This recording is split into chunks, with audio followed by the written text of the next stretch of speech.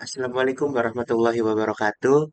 Perkenalkan saya Ingmar Rezani Setioatullah dari kelas TID 2023 dengan 3 digit NIM terakhir 109.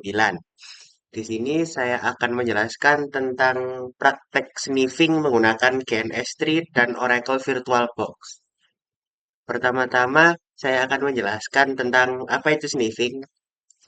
Sniffing adalah kejahatan oleh hacker yang dilakukan dengan menggunakan penyadapan jaringan internet untuk mencuri data dan informasi penting seperti username dan password m-banking, informasi data pulsa, password email, dan data penting lainnya. Tindakan kriminal ini terjadi ketika seseorang terhubung ke jaringan publik, misalnya WiFi di kafe atau bandara, dan melakukan transfer data antara perangkatnya dengan server atau sebaliknya. Disinilah sniffing mulai beraksi. Pada saat transfer data berlangsung, terjadi aliran data bolak-balik antara klien dan server. Sniffer pelaku sniffing menggunakan alat atau tools khusus untuk menangkap paket-paket data yang dikirimkan melalui jaringan tersebut. Setelah itu, data yang telah ditangkap ini akan terjebak di komputer korban. Selanjutnya, program berbahaya bisa disisipkan ke dalam perangkat korban untuk mendapatkan akses ke semua data sensitif yang tersimpan.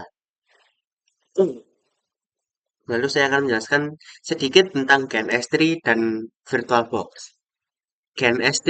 GNS3 adalah aplikasi simulator jaringan berbasis GUI yang dirilis pada tahun 2008. Dengan GNS3, kita bisa mensimulasikan perangkat asli baik dengan bantuan emulator ataupun teknologi virtualisasi. Salah satu teknologi emulator yaitu Dynamips yang digunakan untuk mensimulasikan Cisco iOS. Dulu, untuk mensimulasikan router Cisco, kita perlu menginstal Dynamips terlebih dahulu, bisa di Windows, Linux, FreeBSD, atau macOS. Dengan GNS3, semuanya sudah include, sudah dikemas sedemikian rupa dengan interface-nya, sehingga jauh lebih mudah digunakan seperti sekarang ini. Selanjutnya, VirtualBox. Oracle VM VirtualBox adalah perangkat lunak virtualisasi yang dapat digunakan untuk mengeksekusi sistem operasi tambahan di dalam sistem operasi utama. Sebagai contoh, jika seseorang mempunyai sistem operasi MS Windows yang terpasang di komputernya, maka seseorang tersebut dapat pula menjalankan sistem operasi lain yang diinginkan di dalam sistem operasi MS Windows. Fungsi ini sangat penting jika seseorang ingin melakukan uji coba dan simulasi instalasi suatu sistem tanpa harus kehilangan sistem yang ada. Aplikasi dengan fungsi sejenis VirtualBox lainnya adalah VMware dan Microsoft Virtual PC. Sistem operasi yang dapat menjalankannya antara lain Linux, Mac OS X, Windows XP, Windows Vista, Windows 7, Windows 8, Windows 10, Solaris, dan Open Solaris. Selanjutnya, kita akan pindah ke Gen S3-nya langsung. Kita akan langsung ke prakteknya. Jadi di sini saya sudah memiliki PC 1 dan PC 2 yang sudah terhubung oleh kabel.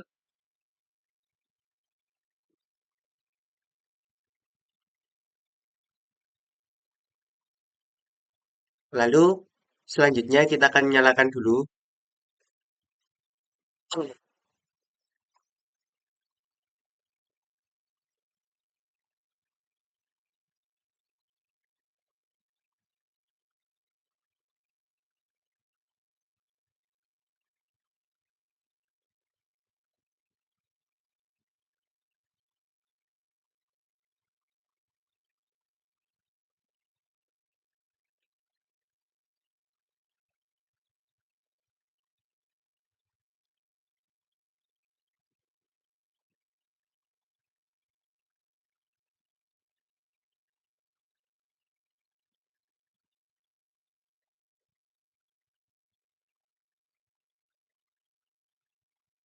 PC 1 sudah muncul, kita tunggu PC 2. Nah, PC 2 sudah muncul, sekarang kita tunggu dia booting sampai ke desktopnya.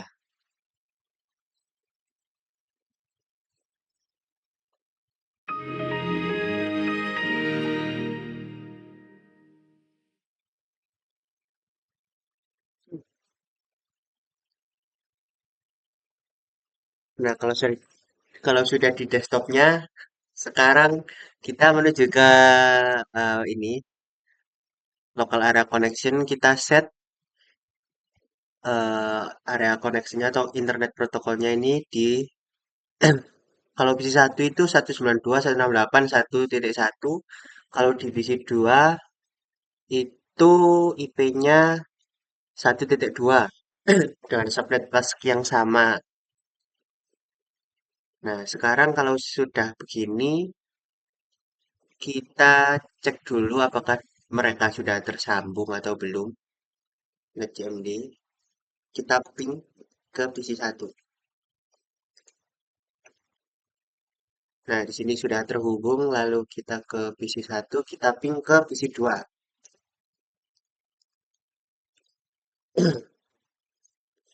Nah, sudah dipastikan mereka terhubung. Lalu kita akan ke Windows Explorer, lalu kita akan membuat file baru. Tes. Lalu di dalam folder tes ini kita membuat teks dokumen yang namanya rahasia. Nah, kita isi, mari bunuh raja malam ini.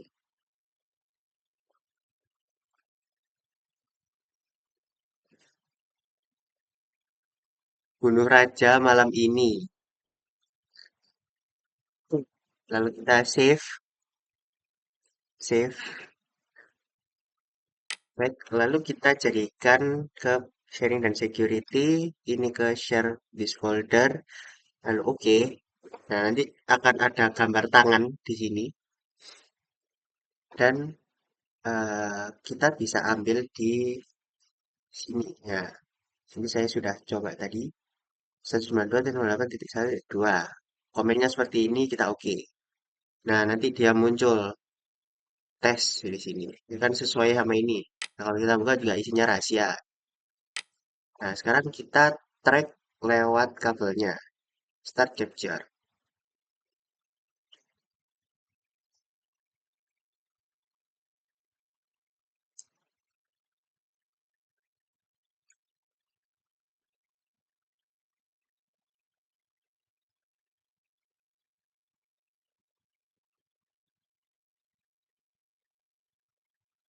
Kita tunggu ini loading. Oke, setelah dibuka nanti akan keluar seperti ini, jadi banyak. Dan ini sampai 167. Nah, di sini tuh si hacker itu bisa sniffing dari Wireshark ini. Jikalau kita berada di WiFi yang terbuka atau WiFi umum yang tidak ada password, nah itu rawan di hack. Lalu kita coba di PC satunya, ini kan terakhir 167. Lalu kita coba salin, copy ke folder kita.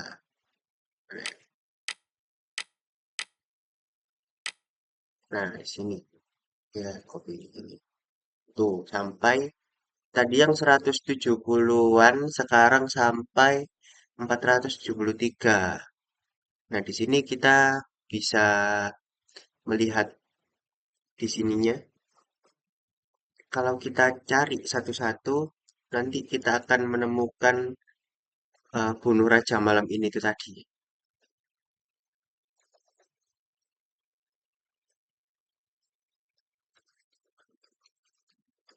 Nah, ini bunuh raja malam ini.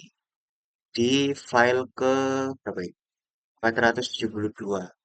Sini kita sudah bisa melihat kalau ada bunuh raja malam ini di sini. Gitu.